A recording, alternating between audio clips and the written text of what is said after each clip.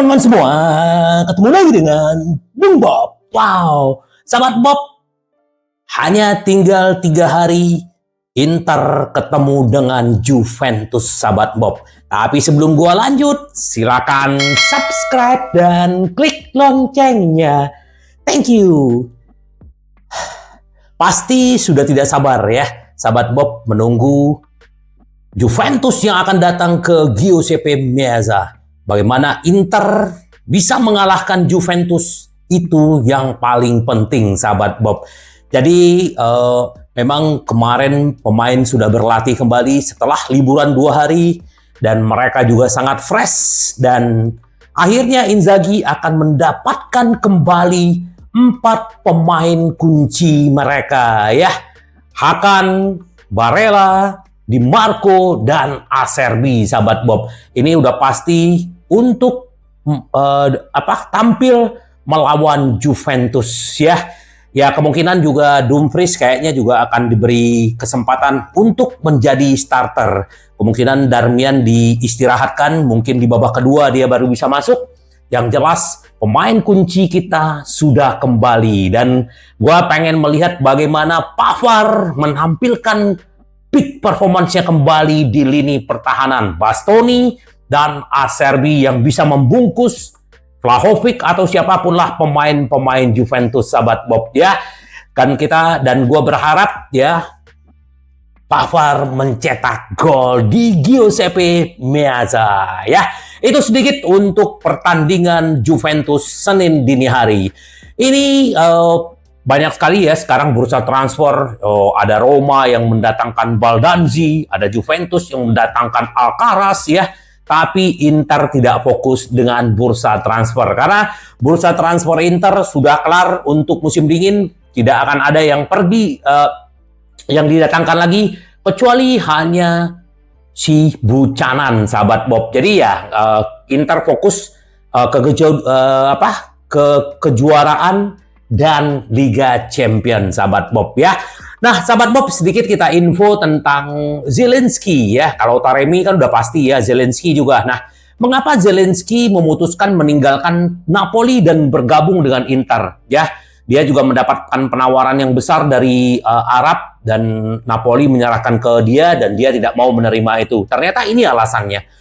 Mudokno melaporkan bahwa rencana Zielinski telah berubah seiring berjalannya waktu. Pemain berusia 29 tahun telah menilai kembali masa depannya. Di usia saat ini Zielinski masih dalam masa jayanya. Setidaknya di atas kertas. Tapi dia sudah mendekati usia 30 ya. Tahun ini dia akan berusia 30 tahun ya.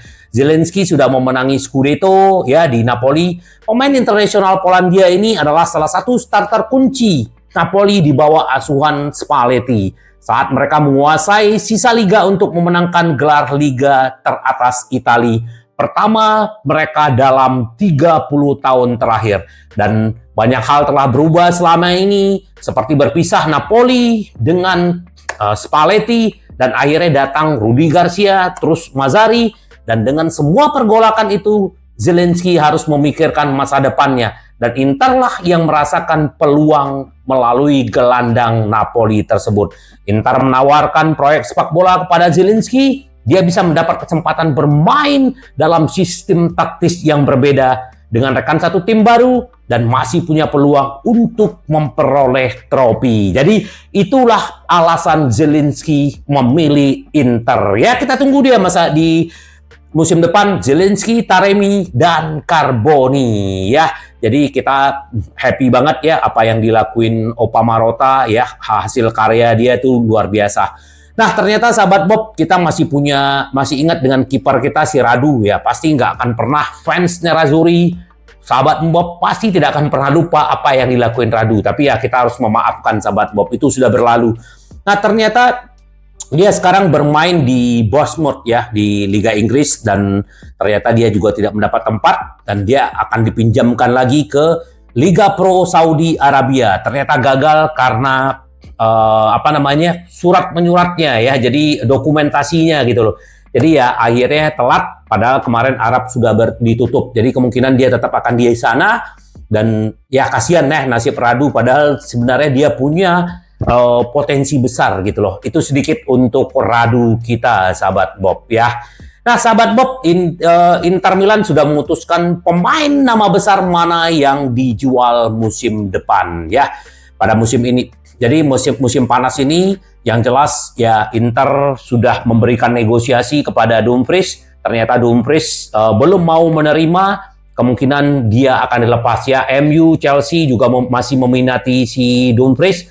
Jadi kemungkinan Dumfries akan dilepas musim depan, sahabat Bob ya. Makanya Inzaghi selain dari faktor kebugaran Dumfries yang kemarin belum bagus, makanya Darmian terus dimainkan. Nah, sekarang dia udah pulih dan kemungkinan dia yang akan bermain. Tetapi ya musim depan dia kemungkinan tidak akan ada di Inter, sahabat Bob. Kecuali ada keajaiban, ada perubahan untuk memenuhi permintaan Inter dalam kontraknya, sahabat Bob. Nah, kemarin gue sedikit berbicara tentang Tajon Buchanan ya. Ternyata alasan utamanya Tajon Buchanan belum bermain adalah bukan masalah teknis, fisik, dia itu bagus banget ya.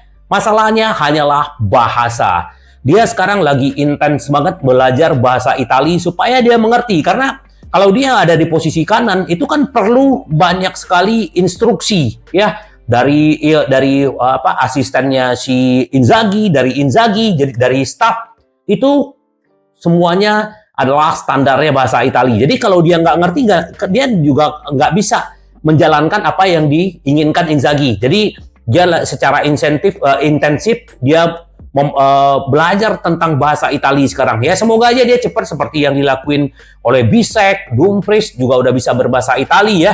Jadi kita berharap semoga si Buchanan segera bisa dan dia juga udah bisa mencicipi Liga Serie A. Ya mungkin aja nanti bisa bermain di lawan Juventus ya. Yang penting Inter udah unggul dan dia bisa dimasukin untuk menggantikan Dumfries atau Darmian, sahabat Bob ya. Itu sebenarnya alasan Buchanan belum dimainkan. Nah, ini dia pertemuan Juventus dengan Inter. Inter dengan Juventus. Inter memainkan strategi 3-5-2. Sementara Inzaghi dari Lazio sudah memainkan 3-5-2 ini udah lama ya. Kalau Allegri kan baru mainin 3-5-2 ini kan baru di tahun 2021 ya. Nah ini dia. Dalam diri Simone Inzaghi, Max Allegri, Inter dan Juventus memiliki dua pelatih top Serie A. Kecuali ada kejutan taktis yang besar. Kedua pelatih akan memainkan 3-5-2 ya. Tetapi ide yang berbeda ya. Inzaghi hampir menjadikan 3-5-2 itu sebuah dogma.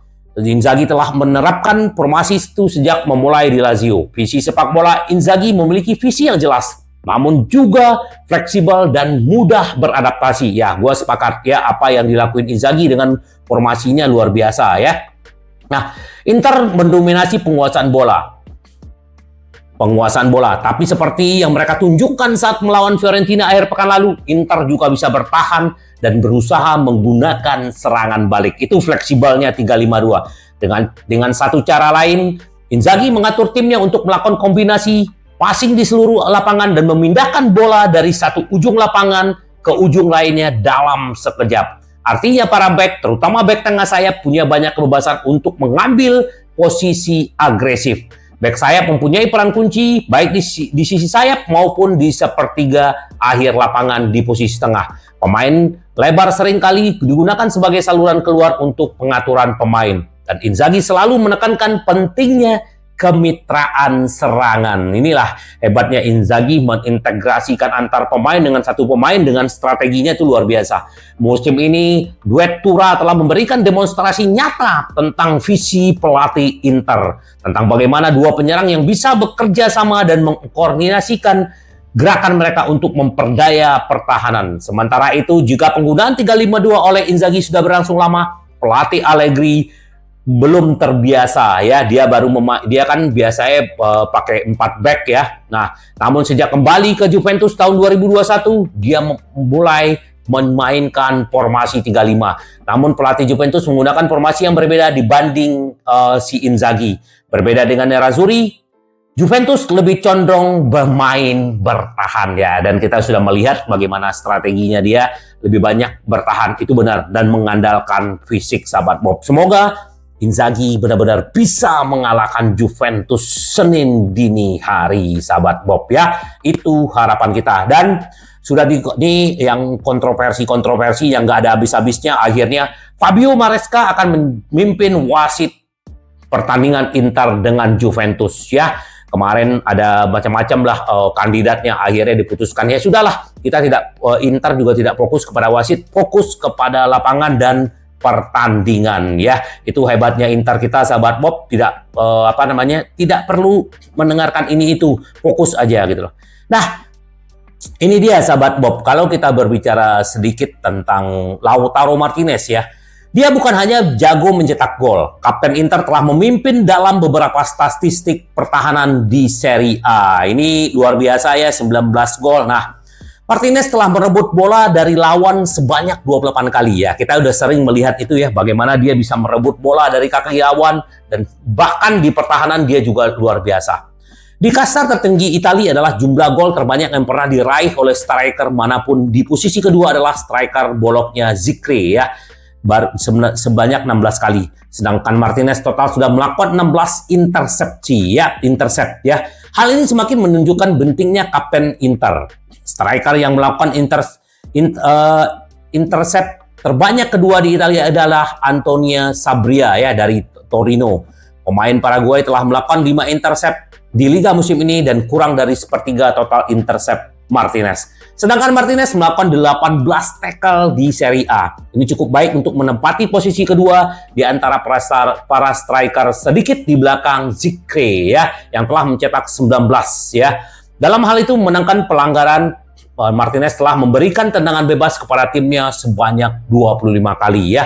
Jadi memang dia bukan hanya jago mencetak gol, juga sampai ke lini pertahanan, di lini tengah, bagaimana dia bisa membawa bola dari bawah, ini luar biasa. Jadi memang kapten ini kita nih serba bisa dan semakin matang. Kalau dulu ya di awal-awal dia masih banyak kekurangan, tetapi dia sekarang sudah benar-benar matang. Nah, sedikit kita berbicara tentang bicara nggak ya?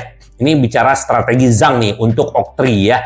Jadi Inter ini sudah semakin dekat ya. Mai sudah semakin dekat, jatuh tempo 350 juta itu udah plus bunga ya. Nah, Steven Zhang sedang mencari lembaga keuangan lain untuk memberikan pinjaman lain yang melalui ia dapat membayar utang kepada Oktri sehingga membutuhkan lebih banyak waktu untuk membayar kembali uang tersebut. Intinya adalah tingginya kepentingan untuk menutup operasi ini. Dan Presiden Nerazzurri menurut rumor terbaru sedang berdiskusi dengan lawan bicaranya orang Amerika dan waktu sudah hampir habis. Ya, kita semoga aja Inter bisa mendapatkan solusi ya untuk mengenai masalah utang ke Oktri ya, dan Inter tetap fokus dengan tujuannya. Nah, kita juga lagi Sensi dan Leicester City juga lagi berpacu apakah dia akan datang ke sana, sementara kemarin dia masih berlatih. Kita nggak tahu apa permasalahannya, katanya belum ada penawaran resmi lah dari Leicester, dan kita nggak tahu dah bagaimana nasibnya nih si Sensi. Kalau gua berharap ya dia berangkat ke sana, jadi dia bisa dapat kesempatan dan kemungkinan dia juga bisa dipanggil oleh Spalletti gitu loh. Tapi ya sudahlah. Nah, ini De Biasi. Inter punya sesuatu yang lebih dari Juventus. Saya ingin melatih Lautaro. Pelatih Gianni De Biasi menyajikan pertandingan Super Serie A antara Inter Juventus. Saya pikir ini adalah pertandingan yang menarik. Inter memiliki sesuatu yang lebih dari Juventus. Saya yakin dia memiliki skuad yang besar, organisasi permainan yang sangat baik.